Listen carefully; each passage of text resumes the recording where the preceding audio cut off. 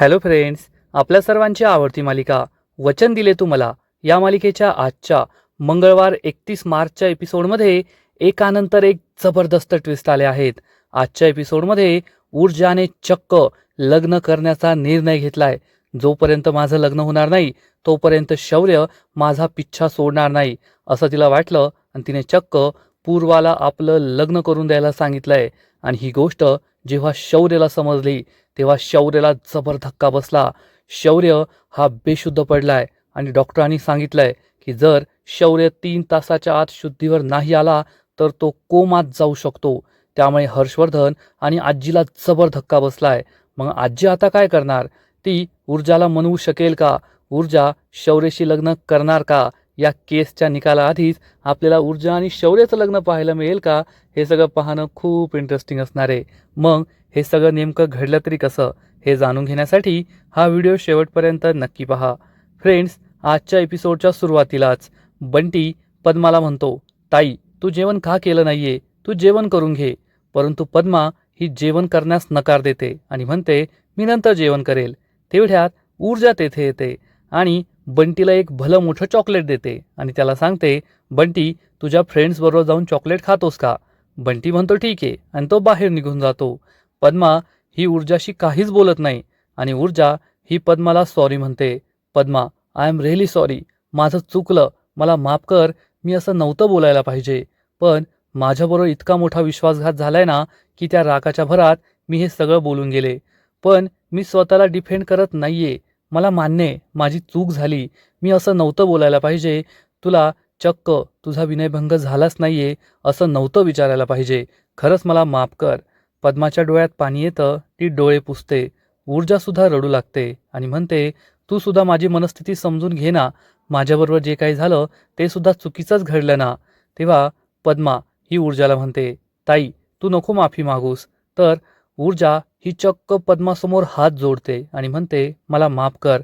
मी अशी चूक पुन्हा करणार नाही. तर पद्मासुद्धा तिला म्हणते, नाही ताई नको माफी मागूस. अशी माफी मागण्याची गरज नाहीये. ऊर्जा पद्माला म्हणते, पद्मा आता आपण हार नाही मानायची. आपण पूर्ण जोमाने ही केस लढायची.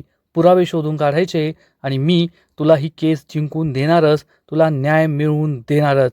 ऊर्जा खुश असते. तिला असं वाटतं की मी पद्माची माफी मागितली आहे. आता पद्मा मला माफ करेल. परंतु पद्मा ही चक्क ऊर्जाला ठणकावून सांगते, नाही ताई मी ठरवलंय. आता मी ही केस लढणार नाही. हे ऐकून ऊर्जाच्या पायाखालची जमीनच सरकते. ऊर्जा विचारते, पद्मा तू हे काय बोलतीयेस? पद्मा म्हणते, हो ताई मी जे बोलतीये ते एकदम योग्य बोलतीये. माझा निर्णय झालाय. ऊर्जा पद्माला समजवण्याचा प्रयत्न करते. पद्मा मला माहितीये तू माझ्यावर चिडलीये ना, माझ्यावर रागावलीयेस म्हणून असं बोलतीये. पण असा निर्णय घेऊ नकोस. ही केस लढायची नाही. हे काय बोलतेस तू? तर पद्मा म्हणते, ताई मी तुझ्यावर नाही चिडले. रागाच्या भरात हा निर्णय नाही घेते. उलट या केस लढून काय फायदा आहे? मला न्याय मिळेल की नाही माहीत नाही. पण त्यामुळे मला मनस्ताप झाला. माझी नोकरी गेली. तुला मनस्ताप झाला. तुझ्यावर जीवघेणा हल्ला झाला. तुझ्यावर इतके वाईट आरोप झाले. तुझी बदनामी करण्यात आली आणि आता मला हे सगळं नकोय. ऊर्जा ही पद्माला समजावून सांगते, पद्मा तू हे सगळं नको विचार करू. आपल्याला न्याय मिळवायचा आहे आणि आपण न्याय नक्की मिळवू. मी ही केस नक्की जिंकणार. तुझा माझ्यावर विश्वास नाहीये का? तर पद्मा म्हणते, नाही ताई तसं काही नाहीये. पण त्यांनी मला एक ऑफर दिली आहे. ऊर्जाला जबर धक्का बसतो. ऊर्जा विचारते, ऑफर? कसली ऑफर? तर पद्मा सांगते, त्यांनी मला पैसे द्यायचं कबूल केलंय. मी पैसे घेणार आणि माझ्या भावाला घेऊन गावी निघून जाणार. तेथेच त्याचं शिक्षण पूर्ण करणार. मुंबईत परत कधीच येणार नाही. ऊर्जाचा विश्वासच बसत नाही की पद्मा ही चक्क पैसे घेऊन ही केस मागे घ्यायला तयार झालीये. आणि पद्मा ही ऊर्जाला सांगते, ताई तू सुद्धा या केसमधून बाहेर पड. या केसमुळे तुला खूप त्रास झालाय. तुझा जीव धोक्यात गेलाय. तुझी बदनामी झालीये. मला ते सुद्धा नकोय. आणि ही केस लढून होणार तरी काय? तुला सुद्धा माहिती आहे आपण ही केस जिंकलो. त्या विक्रांत शिर्केला पोलिसांनी पकडलं. तो तुरुंगात गेला तरी सुद्धा त्याला जेलमधून काढणं हे बिलकुल अवघड नाहीये. तो काही दिवसात जेलच्या बाहेर येईल आणि मग उजळ माथ्याने बाहेर फिरेल. मग एवढं सगळं करून तरी काय फायदा? मी झालं गेलं सगळं विसरून जाईल. गावी निघून जाईल. ते मला पैसे देणार आहेत. मी सुद्धा ठरवलंय माझ्यासाठी माझं भविष्य महत्त्वाचं आहे. माझ्या भावाचं भविष्य महत्त्वाचं आहे.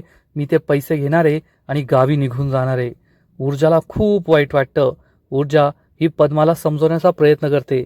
पद्मा, तुला पैशांची गरज आहे का? तुला नोकरी हवी आहे का? तुला चांगल्या ठिकाणी नोकरी मिळेल. अजून तू वयाने खूप लहान आहे. असे पैसे घेण्यापेक्षा तू पैसे कमव, मेहनत कर. त्यांच्या आमिषाला बळी पडू नको. असं काही करू नको. केस मागे घेऊ नकोस. तर पद्मा ऊर्जाला समजावून सांगते, नाही ऊर्जाताई, मला हे करायचंय. मी ठरवलंय. मी त्यांची ही ऑफर स्वीकारणार आहे. मला आता ही केस नाही लढायची आहे. मला तुझा जीव, माझा जीव धोक्यात नाही घालायचा आहे. मला आता एवढा मोठा गोंधळ नाहीच घालायचा आहे. तर ऊर्जा चिडून म्हणते, पद्मा, मला तुझा हा निर्णय आवडलेला नाहीये. पद्मा म्हणते, तरी सुद्धा हाच माझा शेवटचा निर्णय आहे. ऊर्जा ओरडून म्हणते, मी तुला हे करू देणार नाहीये. पद्मा ठणकावून सांगते, पण मी हे करणारच आहे. मी ही केस मागे घेणारच आहे. त्यामुळे ऊर्जाला जबर धक्काच बसतो. पद्मा म्हणते, ऊर्जाताई, माझं ठरलंय. मी पैसे घेणार, गावी जाणार, ही केस मागे घेणार. आता मला ही केस लढवण्यात कोणताही इंटरेस्ट राहिलेला नाहीये. ऊर्जाचा विश्वास बसत नाही की पद्माने चक्क केस मागे घेण्याचा निर्णय घेतलाय आणि ते सुद्धा फक्त पैशांसाठी. पैशांसाठी ती हे सगळं करतीये यावर पद्माचा विश्वासच बसत नाही. ऊर्जा खूप दुःखी होते आणि इकडे नाचत गात दिव्या हर्षवर्धनच्या रूममध्ये पोहोचते आणि म्हणते, बाबा, मला तुम्हाला एक आनंदाची बातमी द्यायची आहे. हर्षवर्धन म्हणतो, तू परत आलीस का? आता काय बोलायचंय? तर दिव्या त्याला सांगते, बाबा, एक खूप आनंदाची बातमी आहे. तुमचा विश्वास बसणार नाही असं काहीतरी मी करून दाखवलंय आणि आता आपल्या सगळ्यांचे टेन्शन संपणार आहे. हर्षवर्धन चिडून म्हणतो, जे काही बोलायचंय ते स्पष्ट बोल, असं कोड्यात बोलू नको. तर दिव्या म्हणते, पद्मा केस मागे घ्यायला तयार झालीये. हे ऐकून हर्षवर्धनला जबर धक्काच बसतो. त्याचा विश्वासच बसत नाही. तो विचारतो, हे काय बोलतेस तू? आणि तुला कसं माहीत ती केस मागे घ्यायला तयार झालीये? तर दिव्या सांगते, बाबा, हे सगळं मीच केलंय. मी पद्माच्या घरी गेले होते. पद्माला मी कन्व्हिन्स केलं आणि पद्मा ही केस मागे घ्यायला तयार झालीये. हर्षवर्धन चिडून म्हणतो, तुला हा आगाऊपणा करायला कुणी सांगितला होता? तर दिव्याला मोठा धक्काच बसतो. हर्षवर्धन म्हणतो, तू तिच्या घरी गेलीस, काही वेडवाकडं झालं असतं तर काय केलं असतं? दिव्या म्हणते, बाबा, पण काही वेडवाकडं तर झालं नाही ना. उलट झालं ते आपल्या फायद्याचंच झालं आणि ती ही केस मागे घ्यायला तयार झालीये.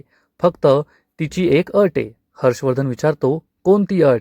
दिव्या त्याला सांगणार की तिला पैसे हवे आहेत, 2 लाख रुपये. पण दिव्या मनात विचार करते, आता एवढं सगळं मी केलंय तर माझा सुद्धा फायदा व्हायलाच हवा ना. थोडे पैसे मी सुद्धा कमवायला हवे ना. हर्षवर्धन विचारतो, काय विचारतो मी? काय हवंय तिला? तर दिव्या म्हणते, तिने 4 लाख रुपये मागितले आहेत. म्हणजे या दिव्याने आपलं कमिशन काढलंय. तिने पद्माला 2 लाख रुपये द्यायचं कबूल केलं होतं आणि आता ती 4 लाख रुपये सांगतीये. म्हणजे ती 2 लाख रुपये कमवतीये. हर्षवर्धन विचारतो, 4 लाख? तिने 4 लाख रुपये मागितलेत, पण 2 लाख रुपये तर मी आधी सुद्धा तिला दिलेत. हे ऐकून दिव्याला मोठा धक्काच बसतो. दिव्या म्हणते, तुम्ही तिला आधी सुद्धा 2 लाख रुपये दिलेत? हर्षवर्धन म्हणतो, हो, पण तेव्हा त्याचा काही फायदा झाला नाही. तिने केस मागे घ्यायला तेव्हा नकार दिला होता आणि आता ती आणखीन 4 लाख रुपये मागतीये. तर दिव्या म्हणते, पाहिलं ना बाबा, ती किती आतल्या गाठीची आहे. ती फक्त पैसा उकळायला पाहतीये आणि जाऊ द्या, तिला अजून आपण 4 लाख रुपये देऊन टाकू आणि ती गप्प बसेल, गावी निघून जाईल, केस मागे घेईल. पण हर्षवर्धन म्हणतो, नक्कीच काहीतरी गडबड आहे. मला काहीतरी चुकीचं वाटतंय. दिव्या म्हणते, बाबा, काहीच चुकीचं नाहीये. मी तिला कन्व्हिन्स केलंय. ती तयार झालीये आणि यापेक्षा भारी सुवर्ण संधी आपल्याला भेटणार नाही. ती केस मागे घ्यायला तयार आहे. तुम्ही मला पैसे देऊन टाका, मी तिला पैसे नेऊन देते. हर्षवर्धन काहीतरी विचार करतो आणि कपाटातून चक्क 4 लाख रुपये बाहेर काढतो आणि दिव्याला म्हणतो, हे पैसे घे. आत्ताच्या आत्ता पद्माला नेऊन दे. उशीर करू नको, म्हणजे ती लगेचच गावी निघून जाईल. दिव्या म्हणते, पण बाबा, आधी तुम्ही तिला 2 लाख रुपये दिले. आता तुम्ही 2च लाख द्यायला हवे. हे 4 लाख कशाला? हर्षवर्धन म्हणतो, देऊन टाक. पैशांचं काही नाही, पण तिने ही केस मागे घ्यायला पाहिजे. ती येथून निघून जायला पाहिजे. एवढे 4 लाख रुपये पाहून दिव्या खूप खुश होते आणि मनात विचार करते, पद्माला तर बाबांनी 2 लाख रुपये आधीच दिलेत. मग हे सगळे 4 लाख तर माझे. 4 लाख परत द्यायची काहीच गरज नाहीये. हर्षवर्धन म्हणतो, चल जा आता. दिव्या हे 4 लाख पाहून खूप खुश झालेली असते. तिच्या चेहऱ्यावर आनंद ओसंडून वाहत असतो. हे 4 लाख रुपये घेऊन ती तेथून निघून जाते. पण हर्षवर्धन विचार करतो, या मुलीवर विश्वास ठेवून मी चूक तर नाही करत आहे ना. काहीतरी गडबड आहे, काहीतरी चुकतंय असाच विचार हर्षवर्धन करत असतो. तर इकडे ऊर्जा ही घरी पोहोचते आणि ऊर्जा खूप दुःखी आहे, खूप नाराज आहे हे पूर्वाच्या लक्षात येतं. पूर्वा विचारते, काय झालं ऊर्जा? तू इतकी शांत शांत का आहेस? तू पद्माला भेटायला गेली होतीस ना? काय बोलली पद्मा? तू पद्माची माफी मागितलीस ना? तर ऊर्जा सांगते, आई, आता माझा कोणावरही विश्वास राहिलेला नाहीये. माझ्या आजूबाजूची माणसं अशी का वागताय? माझ्या मनाप्रमाणे का वागत नाहीये? त्यांचं वागणं मला इतकं का बोचतंय? मला तर काहीच कळत नाहीये. पूर्वा विचारते, काय झालंय ऊर्जा? काय बोलली पद्मा? तर ऊर्जा सांगते, पद्मा ही केस मागे घेणारे, तिने ही केस लढण्यास नकार दिलाय. हे ऐकून पूर्वाला जबर धक्का बसतो. ती विचारते, काय? पद्माने केस मागे घ्यायला सांगितलंय? ती ही केस लढणार नाहीये? ऊर्जा सांगते, हो, जहागीरदारांनी तिला ऑफर दिलीये आणि ते तिला पैसे देणार आहेत आणि पद्माने सुद्धा ऑफर स्वीकारलीये. पैसे घेऊन ती ही केस लढायला नाही म्हणतीये. तिने या केसमधून माघार घ्यायचं ठरवलंय. पण पूर्वाचा विश्वासच बसत नाही. ऊर्जा म्हणते, आई, हे खरंय. पद्माने मला सांगितलंय ती आता ही केस लढणार नाही. ती पैसे घ्यायला तयार झालीये आणि ती आता गावी निघून जाणार आहे तिच्या भावाबरोबर. तिकडेच राहणार, तिकडेच भावाचं शिक्षण पूर्ण करणार. तर पूर्वा म्हणते, नाही, तिच्यावर नक्कीच काहीतरी दबाव असेल, नाहीतर पद्मा असं करणं शक्यच नाहीये. ऊर्जा म्हणते, आई, पण तिने तर मला हेच सांगितलंय. पूर्वा ऊर्जाला समजावून सांगते, ऊर्जा, तू आता कसलाच विचार करू नको. तू जेवण करून घे आणि सरळ झोपायला जा. कसलाच आणि काहीच विचार करायचा नाही की पद्मा काय करणार आहे, शौर्यने काय केलंय, जहागीरदार काय करणार आहे. हे सगळं तू सोडून दे. उद्या सकाळी पाहू जे काही होईल ते. असं म्हणून पूर्वा जागेवरून उठते. तर त्यातून चक्क त्या मुलाचा फोटो खाली पडतो, ज्या मुलाचं स्थळ ऊर्जाला आलं होतं आणि ऊर्जा त्याच्याशी लग्न करायला तयार नव्हती. ऊर्जा हा फोटो उचलते आणि तिच्या मनात काहीतरी वेगळंच येतं आणि ती या फोटोकडे पाहत असते. पूर्वाला हे समजतं आणि पूर्वा तिच्या हातातून हा फोटो घेते आणि आपल्या कपाटात ठेवून देते. परंतु ऊर्जाच्या मनात हा फोटो पाहून काहीतरी आलेलं असतं, ज्यामुळे शौर्याच्या आयुष्यात खूप मोठं वादळ येणार आहे एवढं मात्र नक्की. आणि इकडे दिव्या तिच्या रूममध्ये हर्षवर्धनने दिलेले 6 लाख रुपये मोजत बसलेली असते, खूप खुश असते. तेवढ्यात आदित्य तेथे येतो आणि विचारतो, एवढे पैसे? दिव्या चिडून म्हणते, दरवेळेस चुकीच्या वेळेस कस काय येतो रे तू? तर शौर्य विचारतो, हे माझ्या प्रश्नाचं उत्तर नाहीये, एवढे पैसे तुझ्याकडून कोठून आले? तर दिव्या सांगते, बाबांनी दिले आहेत आणि ती हे सगळे पैसे कपाटात ठेवून देते. आदित्य तिला जाब विचारतो, बाबांनी दिले? बाबा तुला पैसे कशाला देतील? खरं खरं बोल, हे पैसे तुला कुणी दिले आहेत? दिव्या चिडून म्हणते, तुला एकदा सांगितलेलं कळत नाही का? बाबांनी दिले आहेत. आणि जर तुझा माझ्यावर विश्वास बसत नसेल ना, तर जा तुझ्या बाबांना जाऊन विचार, त्यांनी मला हे पैसे दिले की नाही. आदित्य खूप चिडतो आणि म्हणतो, ठीक आहे, मान्य करतो, हे पैसे तुला बाबांनी दिलेत. पण का दिलेत? तुला कशासाठी दिलेत? तर दिव्या सांगते, कारण एका केसमध्ये मी त्यांना मदत करते ना, म्हणून त्यांनी मला एवढे पैसे दिले आहेत. आदित्यचा विश्वासच बसत नाही.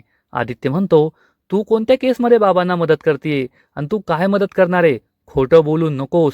तर दिव्या म्हणते, तुला सांगितलं ना, तुझा माझ्यावर विश्वास नसेल ना, तर जा तुझ्या बाबांना जाऊन विचार, आहे का हिंमत त्यांच्याशी बोलण्याची? असं म्हणून दिव्या तेथून जाऊ लागते.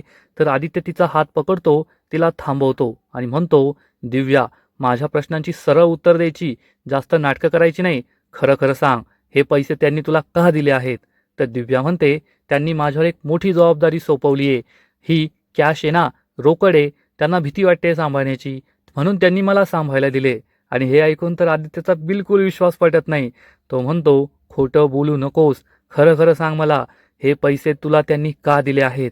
आणि दिव्याचं तेच उत्तर असतं, तुला माझ्यावर विश्वास नाहीये ना, मग जाऊन तुझ्या डॅडला विचार, आहे का हिंमत? आणि आदित्यची अशी कोणतीच हिंमत नसते, म्हणून तो गप्प बसतो आणि दिव्या त्याच्यावर हसते, त्याला गप्प बसवते.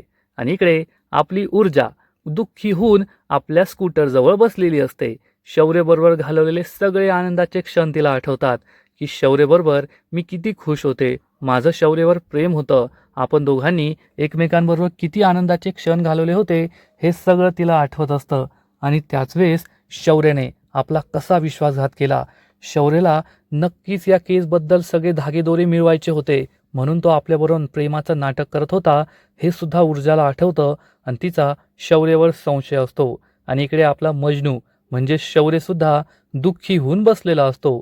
ऊर्जाने त्याच्या अंगावर फेकलेले इयरिंग्स तो पाहत असतो आणि हे इयरिंग्स तिने कसे फेकून मारले होते हे त्याला आठवतं. तो खूप दुःखी असतो. ऊर्जाला आपण हे इयरिंग्स गिफ्ट केले होते हे त्याला आठवतं. इकडे ऊर्जाच्या बाबांच्या स्कूटरवरील कपडा बाजूला होतो आणि ऊर्जाला दिसतं ही स्कूटर, माझ्या बाबांची स्कूटर मला शौर्यने रिपेअर करून दिली होती. आपण दोघांनी या स्कूटरवर चक्कर मारली होती हे तिला आठवतं आणि ती खूप दुःखी होते. शौर्य हा ऊर्जाच्या विचारात पूर्णपणे गुंग होऊन गेलेला असतो. माझं ऊर्जावर किती प्रेम होतं, ऊर्जाने मला मिठी मारली होती हे सगळं त्याला आठवतं आणि त्याच्या चेहऱ्यावर गोड स्माईल येते. त्याला भास होतो की ऊर्जा पुन्हा एकदा त्याच्या मिठीत आहे. तर इकडे ऊर्जाला मात्र शौर्याने आपला कसा विश्वासघात केला हे आठवतं आणि ती शौर्यावर आणखीनच चिडते. शौर्याला सुद्धा आठवतं की ऊर्जा मला काय म्हणाली होती, ऊर्जाने मला घरातून हाकलून दिलं होतं हे शौर्याला आठवतं आणि त्याच्या चेहऱ्यावरचं हास्य हे दुःखामध्ये परावर्तित होतं. तो रडू लागतो. ऊर्जा ही खूप चिडते आणि म्हणते, शौर्य मी तुला कधीच माफ करणार नाही. माझ्या आयुष्यात तुला कधीच जागा मिळणार नाही. तुझा आणि माझा या जगात, या आयुष्यात, या जन्मात कधीच कोणता संबंध राहणार नाही. तर इकडे शौर्य मात्र ऊर्जाला कळकळीची विनंती करत असतो. ऊर्जा माझं ऐकून घे, मी तुझा विश्वासघात केलेला नाहीये, मी तुला फसवलेला नाहीये, माझ्यावर विश्वास ठेव, मी काहीच चुकीचं केलेलं नाहीये. पण ऊर्जाने मात्र ठरवलेलं असतं की आता माझा शौर्यावर विश्वास नाहीये, मी त्याचं काहीच ऐकून घेणार नाही, त्याच्यावर कधीच विश्वास ठेवणार नाही. शौर्य आणि माझा काहीच संबंध नाहीये. म्हणजेच ऊर्जा आणि शौर्य हे दोघेही आता परस्पर विरोधी झाले आहेत. दोघांचं सुद्धा एकमेकांवर प्रेम आहे. ऊर्जाला शौर्य आता नकोसा झालाय, त्याच्याशी कोणताही संबंध ठेवायचा नाही, त्याला आयुष्यात ठेवायचं नाही, पुन्हा कधीही त्याचा चेहरा पाहायचा नाही असं ऊर्जाने ठरवलंय. पण शौर्य मात्र ऊर्जासाठी झुरतोय. त्याला ऊर्जा त्याच्या आयुष्यात हवी आहे, ऊर्जाशिवाय तो जगू शकणार नाहीये. त्यामुळे तो दुःखी झालाय आणि आजचा एपिसोड येथेच संपतो. फ्रेंड्स, वचन दिले तुम्हाला या मालिकेचा आजचा एपिसोड खूप जबरदस्त होता. ऊर्जाला जबर धक्का बसलाय जेव्हा पद्माने तिला सांगितलंय की मला ही केस लढायची नाहीये. तिने पद्माला समजवण्याचा प्रयत्न केला पण पद्माने काहीच ऐकून घेतलं नाही. तिला ठामपणे सांगितलं मी ही केस लढणार नाहीये. तर हर्षवर्धनला सुद्धा जबर धक्का बसला जेव्हा दिव्याने त्याला सांगितलं की पद्मा आता ही केस मागे घेणार आहे आणि हर्षवर्धनने तिला चक्क 4 लाख रुपये दिले. त्यामुळे दिव्या चांगलीच खुश झालीये. हे सगळे पैसे स्वतःजवळच ठेवायचे असं तिने ठरवलंय आणि आता तिची चांगली जिरणारे असंच वाटतंय. या मालिकेचा आजचा एपिसोड तर भारी होता, परंतु पुढील एपिसोड आणखीन जबरदस्त असणारे. या एपिसोडमध्ये एक नाही तर दोन मोठे ट्विस्ट येणारे, ज्यामुळे ही मालिका पूर्णपणे बदलून जाईल.